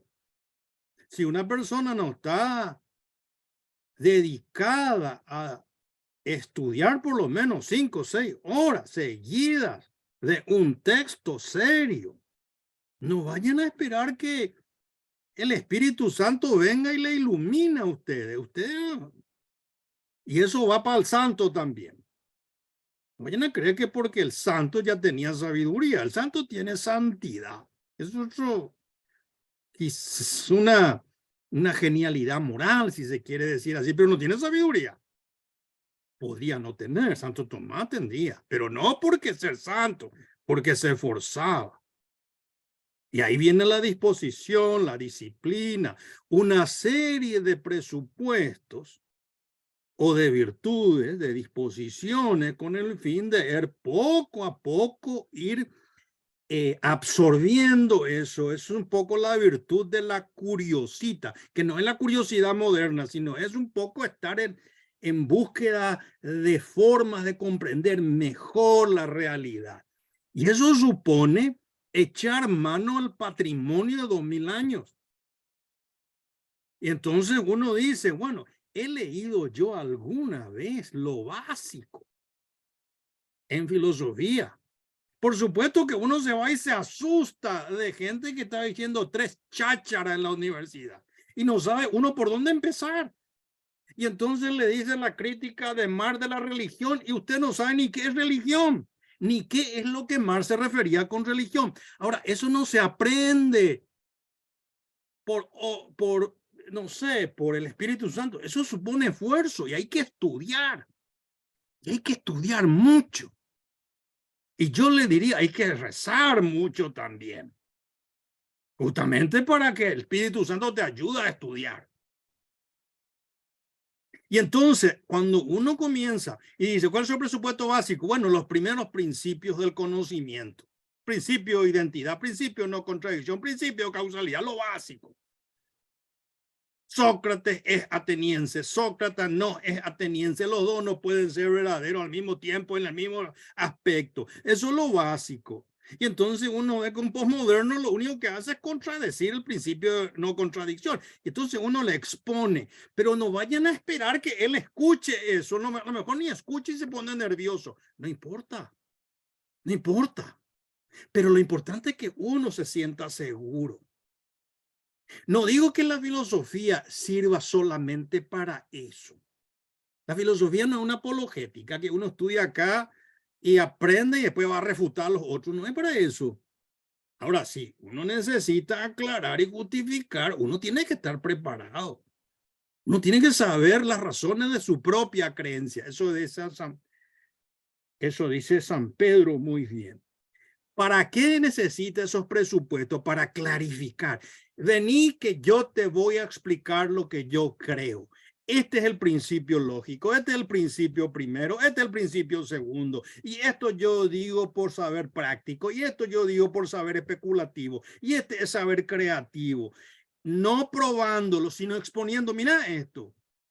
Ahora, puede escuchar o puede no escuchar, no sabemos. ¿Por qué no sabemos? Porque el ser humano es un manojo de contradicciones. Ustedes se imaginan el alma de una persona que se levanta y lo único que mira es su teléfono. Cuando duerme en la noche, como diría mi querido maestro Secundino, su alma es un zarambí, un lío es. Entonces no van a esperar que le escuche. Pero el problema es no somos nosotros. De tal manera que siempre lo habríamos sabido decir, tener ese pozo, esa solidez. Y entonces poco a poco se van aclarando, no inmediatamente. Y a veces el propio profesor dice disparate, por supuesto que dice. No solamente el profesor. Puede decir, qué sé yo, una autoridad eclesiástica puede decir tontería. Y uno dice, bueno, espera un poquitito. Entonces uno está formado de una manera en que uno tiene los instrumentos y todos los seres humanos de una manera o de otras les afecta eso. No vayan a creer que cuando uno comienza a explicar de manera razonada cualquier tipo de proposiciones, de justificación, el otro no para la oreja, a lo mejor reacciona. Pero si la realidad es la realidad y la afirmación de la verdad es la verdad, penetra en cualquier alma. Mejor tiene una coraza todavía ahí, pero va a penetrar. Y entonces, esa es una labor de misión. El inicio de la filosofía cristiana, y ya me adelanto aquí, ¿quién es el que inicia la filosofía cristiana de alguna manera? San Pablo, capítulo 15 de los Hechos, cuando habla del Dios desconocido. ¿Cuál es el resultado de esa, entre comillas, predicación de San Pablo? Le echan a piedrazo, le echan. Nadie le dice, pero vamos a hablar. Le dice, vamos a hablar más o menos. Pero otros se enojan.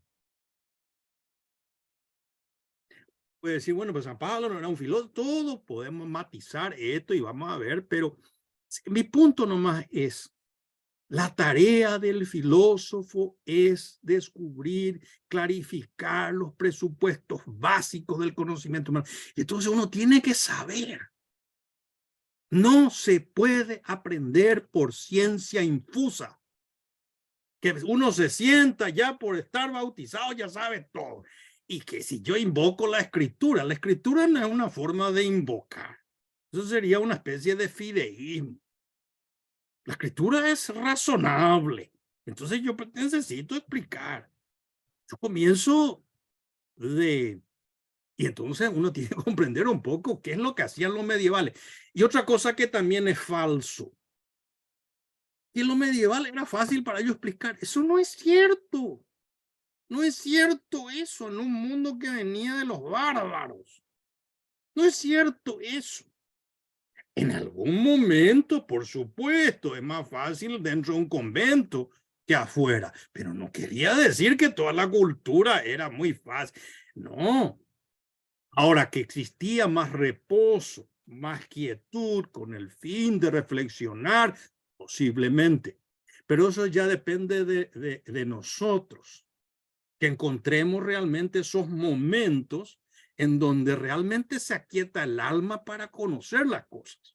Y eso está en crisis, incluido para los católicos, que es, yo creo que es un sarambí, con una guerra que todo el mundo se nos viene encima y ya nadie reflexiona sobre nada y todo el mundo repite.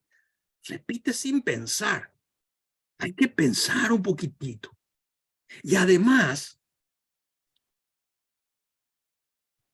el mundo no se va a acabar. La iglesia no se va a hundir. Entonces yo creo que el punto es formarse y lleva tiempo.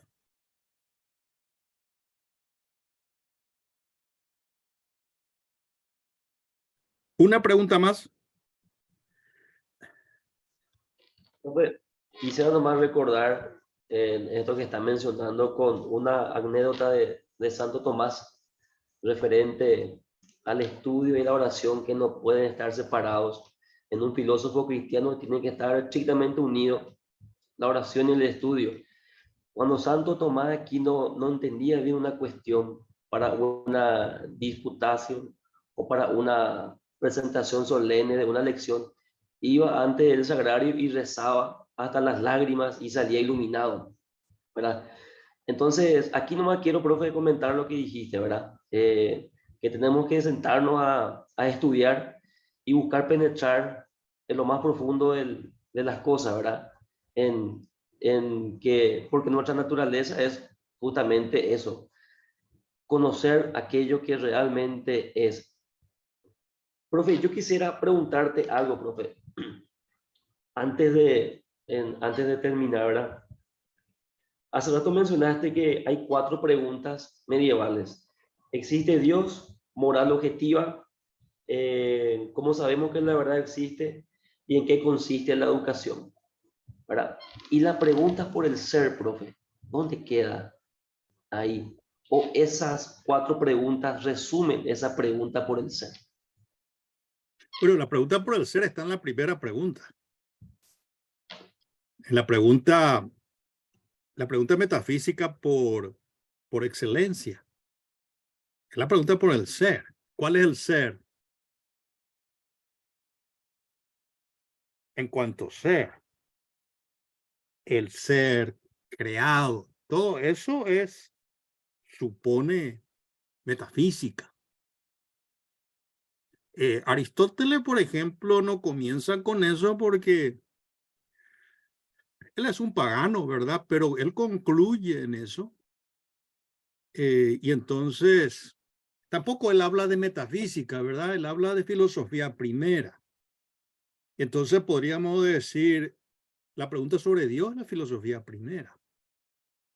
Y ahí viene la creación, ahí vienen los atributos de Dios, ahí viene qué es Dios, ahí viene toda una reflexión sobre la realidad, sobre el ser creado, contingente, el ser necesario. Y ahí hay y cuando me dicen los modernos actuales que eso no era sabiduría, a mí me hace reír. Si eso no es sabiduría, no sé cuál es la sabiduría. yo creo que en el fondo, voy a insistir en esto, muchos, no todos, con unas excepciones, estos ateos contemporáneos, estos cientificistas contemporáneos, son, voy a utilizar la palabra del profesor Fesser, ignorantes. ¿Qué quiere decir ignorantes? No conocen lo que el alcance de la racionalidad clásica, no conocen el planteamiento metafísico de la realidad clásica, el problema de las causas, de la causa final, ignoran todo eso porque no saben, no han leído. Completamente no han leído y entonces tienen ideas antojadizas de qué es lo que los clásicos pensaron sobre esto y lo otro. Entonces le van atribuyendo un lenguaje totalmente cientificista o reducido al mundo antiguo. Y entonces, ¿qué quiere decir eso? Ellos creen algo que no tiene base en la realidad. ¿Y eso de dónde viene? No tienen educación. Con excepciones. Hay algunas excepciones de grandes filósofos ateos actuales que respetan eso y dicen, bueno, yo difiero en Santo Tomás en esto, pero en esto él tiene una buena argumentación. Él conoce aquello que quiere refutar. La mayoría no conoce. ¿Por qué no conoce? Juntamente por eso. ¿Por qué? Porque ¿cuál es lo clave en nuestro mundo? ¿Quién educa? Si nosotros no educamos, ¿cómo van a saber? Como diría San Pablo, ¿cómo van a creer si no se les predica? Dice San Pablo. ¿Cómo van a saber si nadie les enseña? Bueno, a algunos se les enseña y no quieren aprender. Eso es otro tema. O algunos son perezosos y no agarran un lápiz.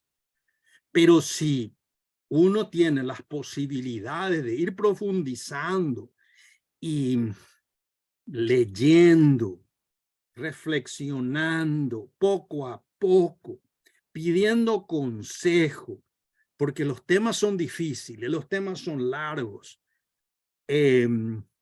no se puede lograr mucho. Yo creo que ahí viene el punto. Es decir, no acusar al mundo actual de todo lo que está ocurriendo. Yo creo que a veces nosotros tenemos que replantear qué es lo que nosotros estamos haciendo. Es decir, ¿conocemos nuestro propio patrimonio o no? Y repito, no las frases hechas, porque eso a mí eso me cansa. Todo el mundo repite cosas, ¿verdad? Y a veces cosas que no son ciertas, a veces inventan cosas que un pensamiento clásico, un pensamiento escolástico, incluso la iglesia ha sostenido por siglos, pero inventan y es un argumento que no existe. Y entonces yo creo que es ver a las fuentes, ver cómo plantear. Los temas son difíciles, no son fáciles. ¿Se imaginan? El tema de Dios no es fácil. Discutían entre los medievales, discutía Santo Tomás y San Anselmo, tienen planteamientos diferentes. ¿Verdad? Yo lo único que les puedo es indicar dónde ustedes pueden leer y reflexionar y darle algunos puntos desde donde se puede reflexionar, tomar en serio. San Agustín como plantea ciertos problemas, pero son temas difíciles, ¿verdad? ¿Por qué? Porque es el tema de la verdad, el tema de cuál es el fundamento último, la realidad. Eso no se improvisa. La filosofía, por eso, y terminó con esto, es lo que decía Secundino, siempre decía, cuando seas viejo, alguna vez te vas a dar cuenta de ciertas cosas. Que un día te levantas y decís, ahora me doy cuenta, hace 20 años estoy pensando y ahora me doy cuenta. ¿Por qué? Porque es un poco cuando la inteligencia va madurando y repose, ahí se da cuenta uno. No se puede memorizar y ya saber, uno va profundizando de a poco, pero con paciencia y con fidelidad. Y para eso lo que yo creo que es lo que había dicho Víctor, es un poco la oración que a uno le sostiene en esta, yo digo, en esta misión, una vocación, un llamado. ¿Para qué? La vocación cristiana hacia la verdad. Ir profundizando. Algunos llegarán más, otros menos, no importa eso. Es una comunidad. En una comunidad unos pueden saber un aspecto, otros otro, unos llegan más lentos que otros, pero es una comunidad que va sacando las pequeñas capas de la realidad y va comprendiendo las cosas. Y entonces si uno tiene que ir a la universidad y hay que debatir, y uno tiene amigos, y uno puede preguntar al amigo, ¿qué opinas de esto? ¿Qué opinas? Pero si esa comunidad, digamos, la comunidad de filósofos cristianos, pueden ayudarse recíprocamente, entonces uno tiene la fuente en la cual uno puede ir aclarando ideas, uno puede poco a poco comprender qué tipo de argumentación, qué tipo... Entonces uno va aprendiendo, uno no está solo, uno no es un átomo, uno no es el individuo autosuficiente, como dicen a veces los libertarios, ¿verdad? Que se autocrea y todo eso. Entonces, yo creo que ahí viene un poco la comprensión de lo que uno es, de dónde venimos. Por eso, fundamentalmente, nuestra filosofía se alimenta de muertos y de vivos, como diría, como se dice fundamentalmente. En todo caso, de vivos. Los santos viven con nosotros en la iglesia triunfante, ¿verdad? Bueno, terminamos acá y retomamos la próxima semana. Perfecto, profe, perfecto. Y te agradecemos por tu predisposición, por tu tiempo, ¿verdad? Por tu enseñanza. Y le agradecemos también a todos por su presencia y nos encontramos nuevamente el miércoles a las 18 horas puntualmente. Un saludo a la gente. Profe, Listo, gracias. Gracias. Muchas gracias a todos. Gracias. Chao, chao.